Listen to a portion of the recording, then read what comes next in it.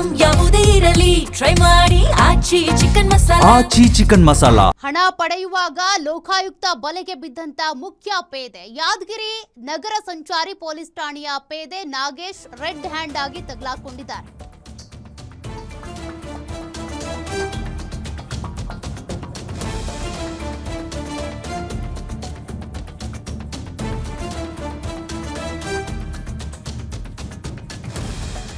DYSP JH Inamdar ಮಾರ್ಗದರ್ಶನದಲ್ಲಿ ನಡೆದಿರುವಂತಹ raid ಇದು.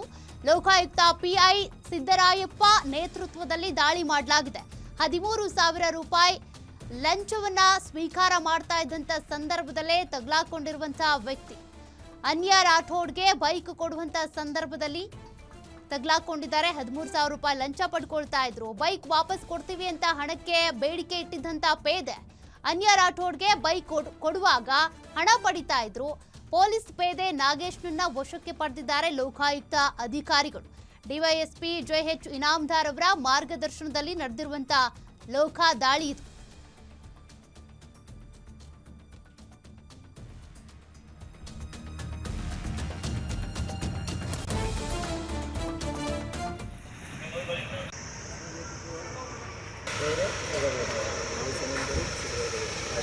थोड़े एक